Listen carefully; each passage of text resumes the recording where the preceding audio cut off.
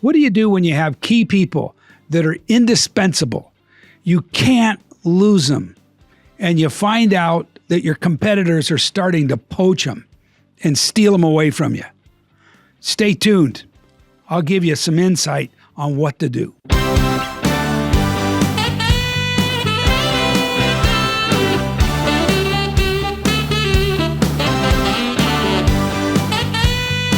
Hi, this is Dave Nabity of Nabity Business Advisors.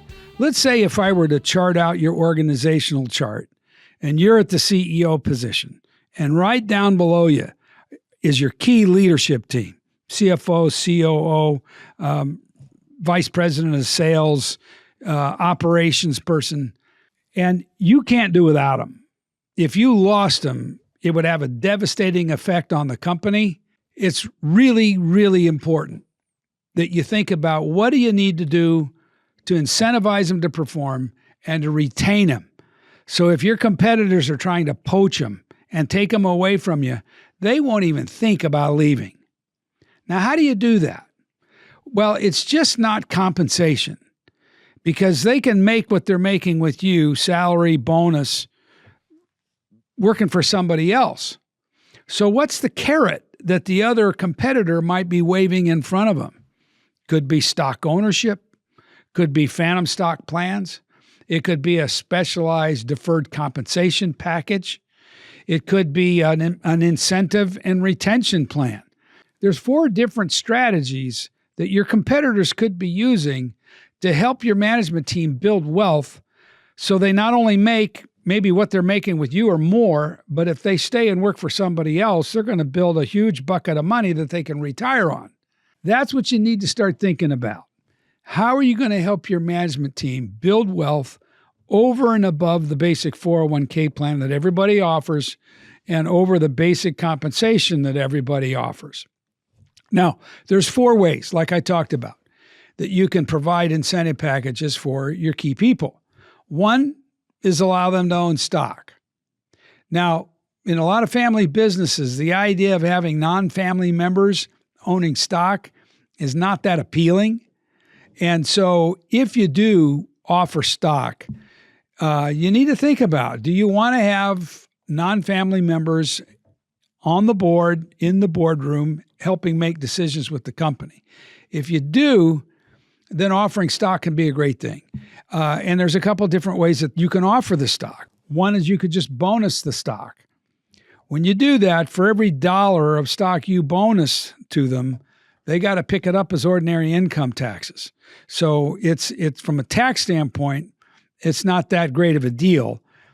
The second thing you can do is you can sell the stock to them on a note, and you just have to make sure, though, that if they owe you a note, that you're distributing enough every year in dividends or profits after tax to them that they could turn around and afford to pay you principal and interest payments. So you got to do the mathematics and the mechanics to make the stock ownership strategy work. And we help you chart out all those economics to see what makes the most sense if you're going to allow equity. Now, sometimes we get into family businesses where you got children involved, and the children may not necessarily get along all that well. If you have a non-family member be a stockholder that can help be a swing vote when there's conflicts going on, that can be a really, really good idea. And so we like to see situations where you allow non-family members to get equity in the company so they can have some influence on the children that end up being part of the succession plan once mom and dad are gone. Because once mom and dad are gone, the behavior can change. And if it's a 50-50 situation, they can come to a stalemate and get to a place like Cabela's had to, where they sold the business off. Having a third or fourth shareholder in the mix can help solve a lot of those kinds of problems. Now, let's say, for example, that you don't want anybody but your family to own stock. That's just a basic fundamental of what you're doing. What you can do is you can build a phantom stock plan that looks just like a stock plan, a regular stock, but it's phantom stock. It's not real stock. But we build documents, we build agreements, we issue shares that are exactly like and valued as if they were real stock, but they're not equity in the company. They're a liability that the corporation owes the participants that owns the stock in the phantom stock plan. If they die, become disabled, they stay till retirement. And you can also put a vesting schedule in there to where they work for you for a certain number of years and then they vest in the value of the phantom stock. A lot of times this stock is offered on an incentive formula.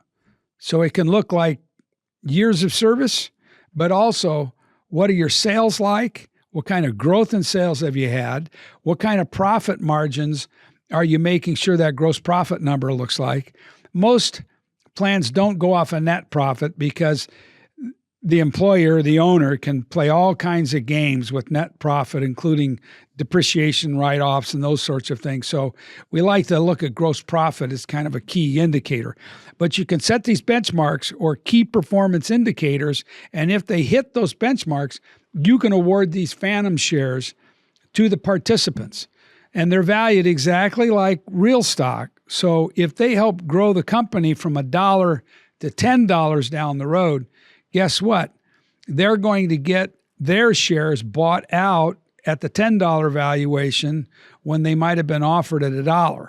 So it's a real terrific way of helping your executives build wealth if the company is profitable and if they perform. Now, what if that's kind of out of the mix too? When you do that, by the way, you have to put all the mathematics together to make sure the plan will work. You have to chart for the liability that the employer owes all of the participants. You need to have a third-party administrator to keep track of all that and provide the benefit statements. So it's just not an easy thing to do, but it can really, really work.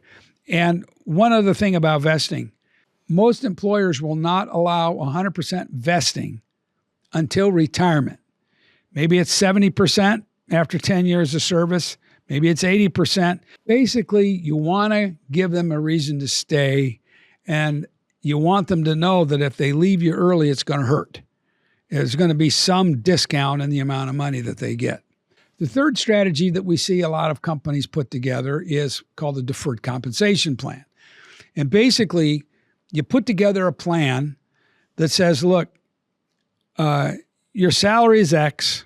We're going to put an additional amount of money over and above your salary, and we're going to put it into a bucket, and we're going to invest it in mutual funds or indexes or ETFs, whatever we decide to build for the client. And we're just going to invest it in maybe a Schwab account, and we're going to build the plan up. And for every year of service, if you hit our key performance indicators, similar to what you would do for a phantom stock plan, if you hit the numbers.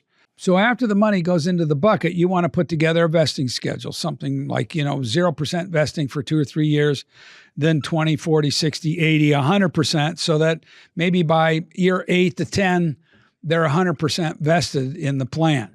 You can put language into these plans where if they go to work for a competitor, they lose the benefit. If they are fired for cause, they lose the benefit. So you really do cement the employer's ability to have control over how this money is provided for the participants. So the vesting is important. And again, you don't want 100% vest before retirement. You want to cap it at 70, maybe 80%. So if anybody even thinks about leaving you, they're going to take a hit. They're going to take a discount. So it helps prevent them from leaving because somebody else is poaching them away.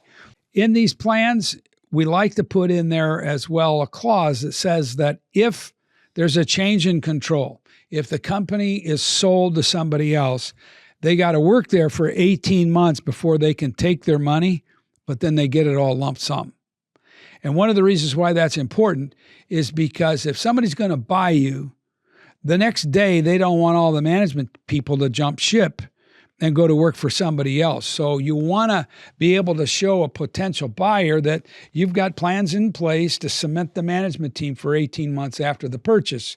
And then it'll be up to them to build relationship and make sure they hang on to the key people. But after 18 months, the participants in the plan, they can take 100% of the money in a lump sum check. Like the phantom stock plan, if you put together a deferred compensation plan, you have to use a third-party administrator. So that's one of the things that we help you do is find the right third-party administrator. But what they'll do is they'll keep track of all the money that's gone into the plan and then what is owed to the participant based on the vesting schedules. And then they'll produce benefit statements for the participants, and then they'll do all the accounting for the employer. And when the money goes in the plan, you will build a liability on your balance sheet. So the Schwab account that we put money into offsets the liability on your balance sheet. So it's a neutral event. But the third-party administrator will keep track of that. Let's say you have a down year and you skip making a contribution. You're going to want to know whether you are lined up with the liability of what you owe the participants. Now, the fourth strategy that we use is called the Management Incentive and Retention Plan.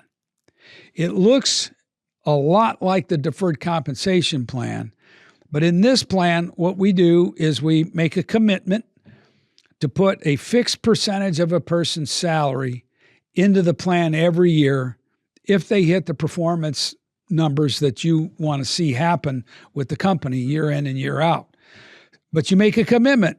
If we perform like this, you're going to get 15% of your base pay or 20% of your base pay put into a plan that gets invested in mutual funds that provides a long-term benefit like the deferred compensation plan, but it has death benefits associated with it that are lump sum, that are tax-free, that provide a large lump sum tax-free benefit to the family if the participant dies early.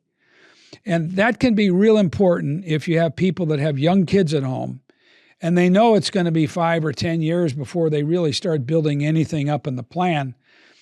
If they die prior to having much in the way of wealth that could go to the family, this plan, the Management Incentive and Retention Plan, provides a lump sum tax-free death benefit to the family. And sometimes it's $250,000, sometimes it's $500,000, sometimes it can be $750,000. It just depends on the mix of the executive team and their salaries and how that all comes together. But the bottom line is you can provide long-term benefits and wealth building if they stay to retirement. But if they drop dead early, their family will get a lump sum tax-free benefit. So we call that the Management Incentive and Retention Plan. We'll typically use an insurance product that's an institutionally priced product. It's not a retail product. It's designed for corporations and executive teams, so it doesn't have all the big loads and fees that you'd have on a normal retail product. And it's designed to be very strong on the balance sheet. So if you move $1 out of cash and you put it into cash values of insurance, it's as close as possible so your balance sheet doesn't change. So those are kind of the four things that you can look at doing. Stock ownership, either a stock bonus or a sale under a note strategy to your executives. A phantom stock plan that looks and smells and acts like real stock, but it's not. So you keep 100% of control of what happens to your shares. They stay in the family, basically. The third thing is a deferred compensation plan, where you agree to defer a certain amount every year, and we put it in a brokerage account and we build it up. We have vesting schedules and all of that with it so that it's designed to build a big bucket of wealth for an executive, and there is some cost if they leave you early. Fourth thing is the Management Incentive and Retention Plan that not only provides wealth building, but provides tax-free lump sum benefits for your family. So that's kind of a nuts and bolts about how you would go about doing this. I can tell you, when you put a plan like this in place, the chances of somebody else poaching them and taking them away is very, very low, as long as your compensation is competitive. Now, if you're paying way under market, then that's a whole nother problem. But if you're paying market compensation, and then you add a plan like this over and above what you're paying them in salaries and bonuses, the chances of you hanging on to this team is really, really high. And when you put performance indicators in there, you're able to actually hold them accountable to performing. And those who are really good will rise to the occasion, and those who are kind of just limping along, they'll get exposed and you may not want to hang on to them anyway.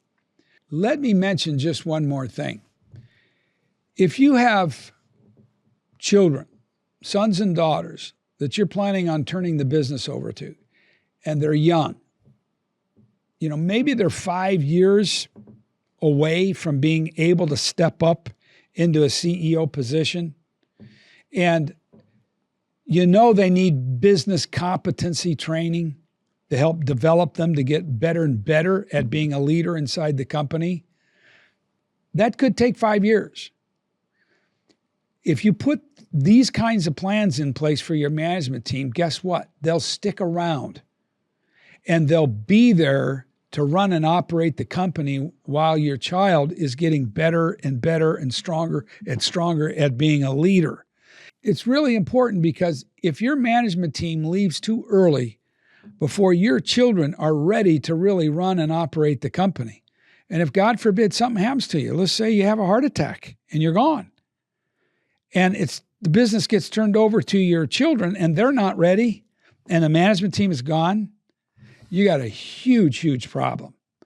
So hanging on to and cementing the key people are critical to allowing the succession plan to come together when your children are ready.